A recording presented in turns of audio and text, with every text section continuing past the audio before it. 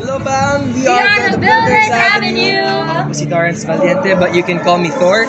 I am Jarla Zamanta, but you can call me Zarla. Again, ako po si Calista Larica, but you can call me Calista. Yes.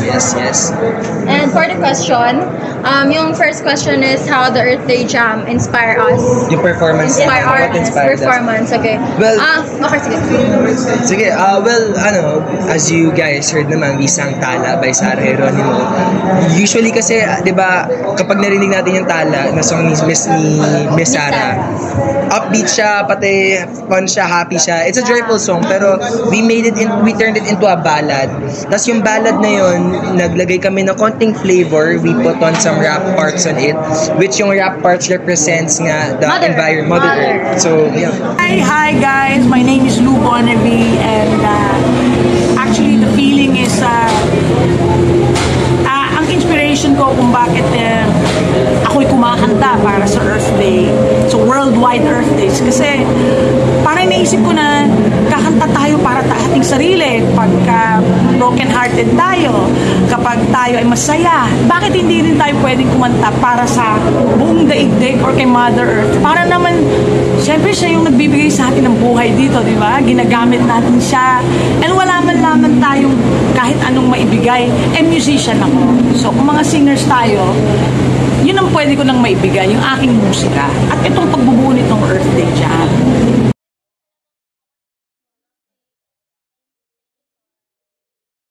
So I think talagang nagko-connect din yung music and sustaining our nature. Kasi, nakakagawa kami ng ganitong klaseng lyrics, tapos nakaka-help siya to build those foundations to sa aming mga katulad din po naming singers. Yeah, and also music is universal.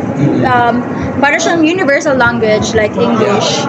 So, kahit saan mo dalhin yung music, lahat magkakaintindihan because of music. So, sobrang helpful. Yeah, super helpful na itong Earth Day Jam na we got to perform and share the lyrics that we wanted to share to everyone. Kasi, nakakapag-share kami ng knowledge about nature, and also, we sing for a cause. Yeah, so, it's fun. Haba, di ba? Sige, kasi sinabi na nila about the cause. Kuya AJ, sali ka Kuya AJ. So, this is our guitarist. Kuya AJ. Talagang tabo ka ng tabo. Ito yung camera. Hindi, sabi nga, di ba, we said nga, may cause nga na kami ginagawa. Buskers lang kami. Busking yung sa public lang. And a portion ng mga nakukuha namin sa donations, a portion of it, pinabalik namin sa cancer patients. So, gusto talaga namin na tumulong sa ibang tao. I hope that the young generation, that's the reason why we're doing something now for the young kids, and 80% of people na kasama sa aming mga performers are young. It's because gusto ko talagang maramdaman nila na yung nangyayari is totoo. Remember when we had a pandemic, lahat tayo nagreklamo, bigla tayong nakita natin laglabasan yung mga parong-parong bigla. May naglalakad na elepante. Parang kung sana nag-reset. Tapos, ngayon, balik na naman yung pag-init na napakainit na naman. So, bakit kaya ganon? Yung pandemic ba, nagre-reklamo, tapos dami nating reklamo, kasi hindi tayo makalabas, hindi tayo makagala, yung mga bata. So, I suggest that you be more aware of what's going on, because you are a part of the world. Kahit po tayo 16, 14, 12, 8, lahat po tayo pwede nang merong gawin. Huwag na po natin antayin yung gobyerno o antayin natin ang mga mas matatanda sa atin before we can do something. It's so easy. Nag-google kayo, nag-social media kayo. Parang, i-google nyo na rin. Ano gagawin ko? Turn off the lights. Napaka-simple. Pag nag-charge, pag hindi, tanggalin yung charge. Napakadali po yan. You can do, and akala nyo po, you will not do something. Walang meaning, no? But it has an important meaning. All of us. Small words, small things. Small. Again po, we are the Builders Avenue. Pagpatuloy lang natin ang pag-alaga sa Mother Earth. Yes.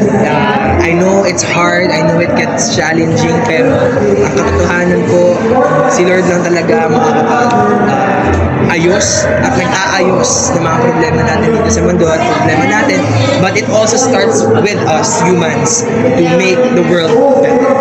Be a responsible individual so that the people that surrounds you ay magiging katulad mo din, magiging inspiration ka for them. Yeah, social media. So you can follow us sa Instagram, Builders Avenue, and also follow our church page, Builders Church.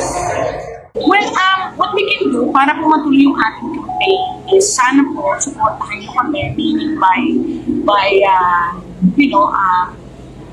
supporting our social media, Earth Day Jam Foundation, Facebook. Pwede rin kayo pong tumingin sa aming YouTube channel, Earth Day Jam. And syempre po, dahil para lagi naman po itong libre, gusto po namin na makakuha ng mga volunteers, yung pong mga makakatulong sa amin, ng mga kabataan na gusto makibahagi sa ginagawa natin. We just have to write or chat bang tawag doon, message us in our Facebook na can I volunteer? Hindi na po kailangan musician, kahit po kayo editor, kahit po magaling kayo mag-gardening, kahit anong saan kayo magaling, makakatulong po kayo sa Earth Day Jam na ito po talaga ay foundation. Yun lang po masasabi. Abangan ko yan